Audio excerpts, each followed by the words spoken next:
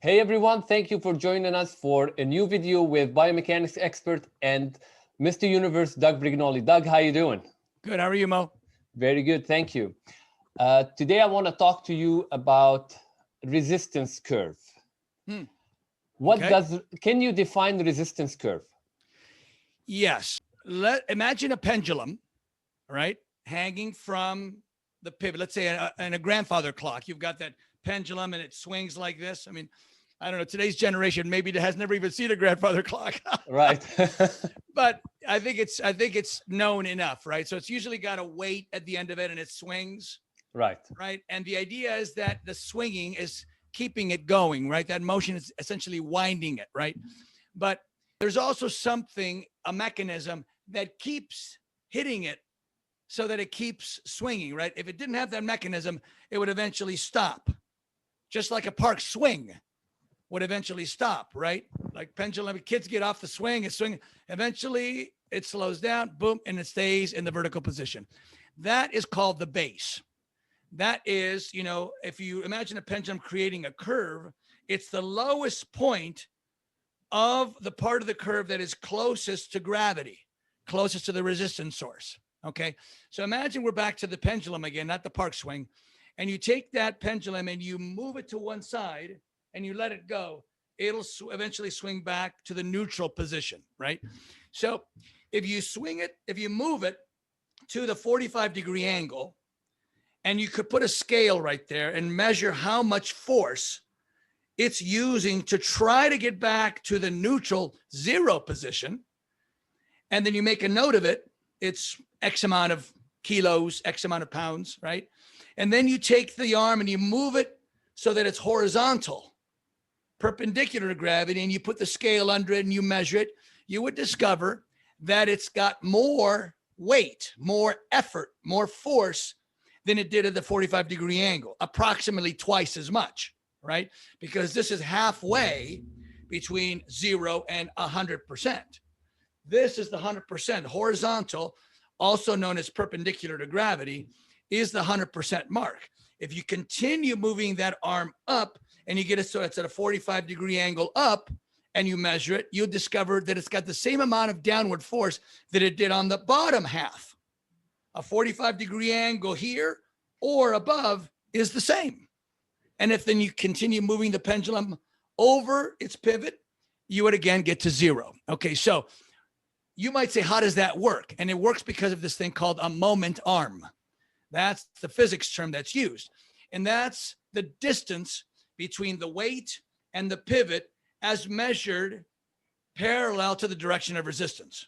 Okay, so that may sound complicated. So imagine that it's hanging straight down. The moment arm is 0 because there is no distance between the line of the pivot and the line of the weight. They're overlapping. But as you move that lever arm out, that thing moves out. The vertical line that would go through the weight is there and the pivot is here. Then it moves out farther, it's over here. So there's more distance now.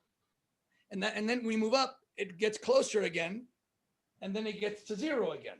Okay, right. So that's what is known in resistance exercise as the resistance curve. It's the sequential variations of resistance that a muscle has to encounter when it's operating that limb, that lever that's going through that sequence of changes in its position relative to the direction of resistance.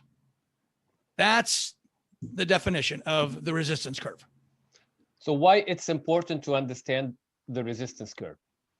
Here's the thing is that, in a resistance curve, by the way I just explained it, right, is precisely the way it works when we're dealing with free weight gravity, right? So if we were going to use, let's say, a straight arm side raise, that is your pendulum, right? Neutral, 50%, 100%. Not that you should keep going, but if you did keep going, 50%, 0 again, right? So free weight gravity always pulls straight down on the object. But all of a sudden, when you start getting into cable resistance, it's not straight down gravity anymore, right? So instead of gravity pulling like this, the cable would pull toward the origin again. So the cable does this, right? So when we're talking about resistance curve in an exercise, what we're trying to identify is where in the range of motion is that muscle most challenged, right? And in order to know that, you have to know how resistance curves change depending on what you're moving, what you're lifting. If you're lifting a free weight, it behaves this way.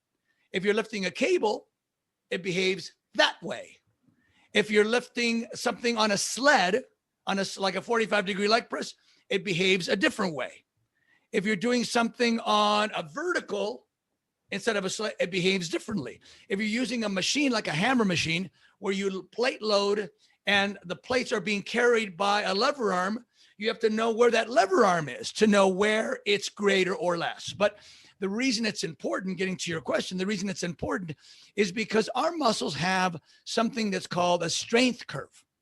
And that is places in the range of motion where it is stronger or weaker. And rather than saying stronger or weaker, I like to use a term strength potential, right? It has more strength potential here and less strength potential there, right? So the reason it's important is because if you do an exercise that has a resistance curve where it does not match the strength curve of the muscle, it's likely you could encounter the heaviest part of the weight at the weakest part of the range of motion of that muscle.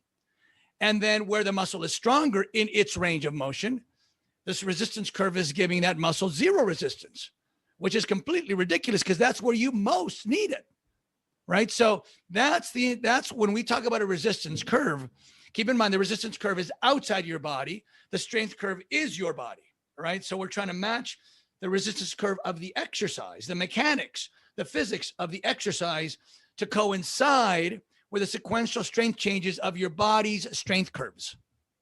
Why this information is important for those who wants to build muscle, for example? Well, here's the thing is let's look at a tricep kickback, okay? A tricep kickback has your elbow bent when your forearm is in the neutral position. So the fact that your elbow is bent means that your tricep is elongated. Muscles generally have a strength curve that is stronger in the early part of the range of motion and weaker towards the end of the range of motion when the muscle is more contracted, right? So a tricep kickback is an example of the opposite of the proper strength curve. So when you're like this, your tricep is pretty much elongated. It's not maximally elongated, but it's pretty much elongated. And then as you extend your arm out and your forearm gets horizontal, perpendicular to gravity, it loads the tricep the most. But that's where your tricep is the weakest. Okay, so that's why tricep kickback is not an especially good tricep exercise, because it is depriving the tricep muscle of any resistance precisely when it most needs it, which is when it's elongated, and it's overloading it, overwhelming it towards the end. Now, those of you that have done tricep kickbacks, you've experienced this, you've felt this, you understand that if you're trying to take, let's say, a 15 or 20 pound dumbbell, you have a hard time holding that out there for, let's say, 2 or 3 seconds, right? But down here, it's really easy, right? Down here, it's just swinging around, right? If you got on your back, you could take a pair of 20 or even 30 pound dumbbells much more easily, and you could hold it and hold it and hold it, but you can't do that here on the tricep kickback. And that's the proof that a muscle is weaker when it's shortened and contracted. So the problem, and we've talked before about EMG studies, you could look at the fact that a tricep is activated during a tricep kickback, but activation is not the only thing that's required for optimum muscle development. You need full range of motion and you need early phase loading. You need to make sure that the early phase of that range of motion of that target muscle is getting load, if not the most load, and at least significant load, right? So the actual strength curve of a muscle is, and they're all just a little different because of the different mechanics that each muscle has. We'll talk a little bit about mechanical advantage and disadvantage in just a second, but a muscle is usually strongest in its first third of the range of motion. In other words, like 25 to 30% into the range of motion is where that muscle is strongest, right? And then the early part, the most elongated part, the most stretched part, it gets weaker in that part and it gets weaker at the end. So that's why when we're doing a dumbbell press on your back, that's why you don't want to bottom out. Not only because it's very bad for the shoulder joint, but also because you're very weak in that low stage. You want to stop when you're at about that 1/3, maybe 1/4 of the range of motion. That's where you're going to be strongest, right? And then you can go forward from there. So when you say the strongest at the third quarter, including the 0%? Well, here's the thing is every exercise is different. So let's just say that you're going to do a bicep curl, right? Well, you know, the bicep curl standing bicep curl starts with your forearm at a 0 position. So there's nothing wrong with taking a bicep curl all the way till your elbow is straight, right? Because there's no strength requirement there. There's no risk there. Your lever, your forearm, is in the neutral position. So on exercises that have a diminishing resistance in the beginning of the range of motion, it's okay to take them all the way to the elongated position. But in an exercise where it's not at a neutral point, then sometimes it's dangerous to go to the 0 most elongated position of that muscle. And by the way, the other end, the same thing, right? So it's okay to end, like if you're doing tricep extensions, it's okay to lock your elbows out because you're at 0. But it's not okay to lock out your knees when you're doing leg extensions because you still have resistance there, right? So if you're doing an exercise that has a lot of resistance in the lockout position, it's probably better to not lock out, not finish that range of motion. Leave 10% out, right? But if you have no resistance at the end, then it's perfectly safe to take it to the very end. I'm sorry, what was your question? Yeah, I was asking you if what are the exercises that you should omit the first 10 and last 10? Well, you know, look, this is not something that I want to just blurt out because it's a lot of stuff. You need to have it in front of you. You need to write it down. And we're talking about 20 different muscles, right? And each of those 20 muscles have different variations in, okay, what happens when this muscle has that exercise, that one, or that one? Okay, number 2 muscle, that one, that exercise. Number 3 muscle. So we're talking about 20 times 3 or 4 different exercises by comparison. We're talking about a lot of information that you'd have to understand which ones are okay, which ones are not okay, and for which muscle, because they're all a little different. So I think your next question is probably going to be about mechanical advantage. Yes. Okay. So as if what I just said about, you know, this resistance curve isn't complicated enough, it gets more complicated. And here's why. It's easy enough to say that a muscle is stronger when it's more elongated and it's weaker when it's more shortened. And therefore, all you got to do is just match this with that, right? The problem is that some muscles, like the bicep, bends the elbow, and other muscles extend the elbow. Okay, so what does that mean? That means that the angle at which a muscle pulls on its limb changes how much force is required of that muscle, right? So in my seminar, what I typically use is, in my book, and in the course, you can see too, I use a lever device that I created. I basically started off with a seated calf machine. Everyone knows what that is. I took off the seat and I took off the part that holds your knees. So all that was left was just the lever arm, the pivot, and the pedestal, right? And on the top of this lever arm, here I welded all of these little hooks, which I use to explain, you know, the length of lever and how that affects it. But forget that. Imagine that you're looking at this device I just described, the seated calf machine. I put a 10-pound weight on this end, and I've hooked a scale onto the hook on this lever arm that is approximately where your bicep connects to your forearm when it's going to do a curl. Okay, and right behind it is your elbow, right? Mm-hmm. So here's your forearm, there's the muscle attachment, and there's the elbow right there. Okay, and I'm going to pull straight up. Okay, you'll notice that by me pulling straight up, I'm pulling perpendicular to this lever arm. Okay, and I want this lever arm to go up, and I'm pulling up. That means 100% of my effort is being used precisely in the direction I want that lever to go. That's called mechanical advantage. Mm-hmm. That means that there's no wasted effort. Okay, but if I took that hook with that scale and pulled it at a 45-degree angle, 45-degree angle being halfway between vertical and horizontal. Then in essence, what I'm doing is now I am diluting my efforts. In order for me to get this lever arm to go up, I still have to produce enough force, as much force as I needed when I was pulling perpendicularly, but now I'm wasting some of my effort by pulling more in than just up, right? And the amount of effort that I'm putting in a half inward direction is going toward the joint. And so it's not producing any movement, but basically we're talking about half of my effort now has to produce the amount that used to take all of my effort here. And the other half goes inward, which you can't tell. In other words, twice the effort.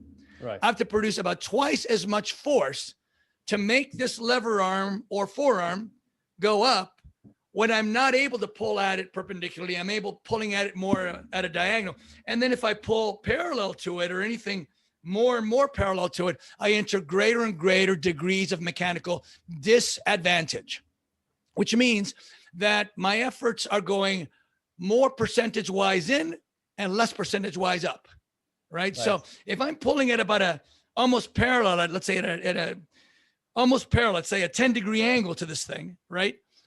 10 degrees, meaning that 90 degrees are not going in the direction that I was originally going. 90 degrees. Okay, so let's just say 90% of my effort is going in and 10% is going up. Right. But that 10% has to equal what I already determined was the right amount of effort to get this lever arm to go up when I was pulling it from here. Mm-hmm. Okay, so what happens is this is called a flexion muscle. Muscles that flex up an elbow, a knee, a lat, a pec, anything that allows that perpendicular angle between the muscle and the limb, right? Those muscles have evolved in such a way to experience variable resistance compared to what might be considered more of a constant resistance. When the tricep comes around and pulls on, it's always pulling from a mechanical disadvantage. It can never pull perpendicular to the forearm the way the bicep does, right? So when you're talking about a tricep extension, that's pretty simple. All you got to do is look at the tricep being stronger when the elbow is bent and weaker when the elbow is straight and try to match the resistance curve of the exercise to that. But when you're dealing with a flexion muscle, all of a sudden you have what is considered an additional factor causing magnification of force. So an example of that is preacher free weight curl, right?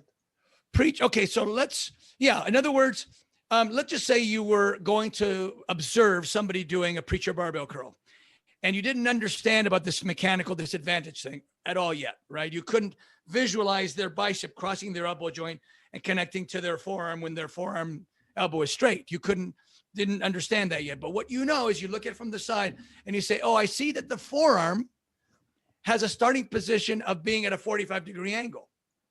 Unlike the standing version, which is when it's vertical, it's in the neutral zero position. So right away you say, oh, this is good because early phase loading.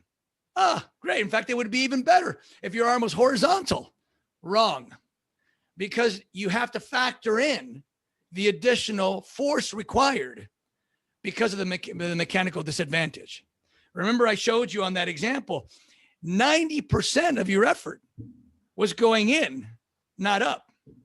Okay, that means that you could need as much as 9 times more force than what you would otherwise need when that mechanical disadvantage is occurring. So you would say, okay, how much weight does this guy have in his hand when he's doing this preacher barbell curl? Okay, let's say he's doing, a 20-pound dumbbell. 20 times the length of his forearm, 12, times 90 or times 9. Wow. That's a lot of force. That's not just the 20 times the angle of the.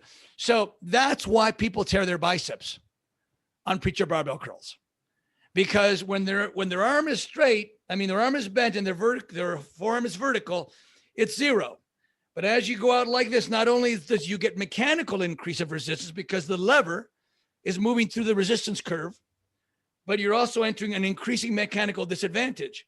at the same time. So you have these two magnifiers happening at the exact same time. So you could have a weight that feels very light here, right? It's light because it's neutral.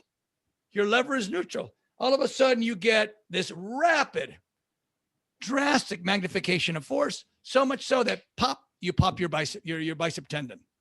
So it's important for us to understand mechanical disadvantage from a safety perspective. If you're a trainer, if you do not understand mechanical disadvantage, you should not be a trainer until you know this. This is a safety thing. This is essential, right? If you're out there training people and you don't know the risk of mechanical disadvantage, you are a dangerous trainer. Anyway, but in addition to that, you also have to factor in the fact that when you have what appears to be very little mechanical resistance, you still have mechanical disadvantage. So even a little bit of mechanical resistance, even a little bit of moment arm, multiplied times the mechanical disadvantage gives you a lot of bicep force. In fact, one common thing that I explain in my book is that people who are doing deadlift oftentimes tear their bicep. They're not doing bicep curls, are they? No. What they're doing is they're supposed to be keeping both arms straight. And usually the hand that is palm forward is able to produce a little tiny bit of a curling motion, just maybe 5% of a curling motion, 5% times the weight they're lifting times the multiple of 9 is overwhelming the bicep and the bicep tendon. That's how significant mechanical disadvantage is. We must, as trainers, we must be aware of that, both from the perspective of safety and also from the perspective of knowing how to use this resistance curve correctly. Thank you, Doug, for your time. It was really interesting. For those who want maybe simple things, they can check True Bodybuilding. We don't go too much in detail about mechanics and stuff. So they can get straight the exercises, nutrition, and all that. And if they are cut to the chase. Yes. And if they are interested in understanding the biomechanics, they still can get the Physics of Fitness online program. That is like the webinar and all that. Thank you very much, Doug, for your time. Subscribe to the channel, and I'll see you next week. Bye-bye, guys. Bye-bye.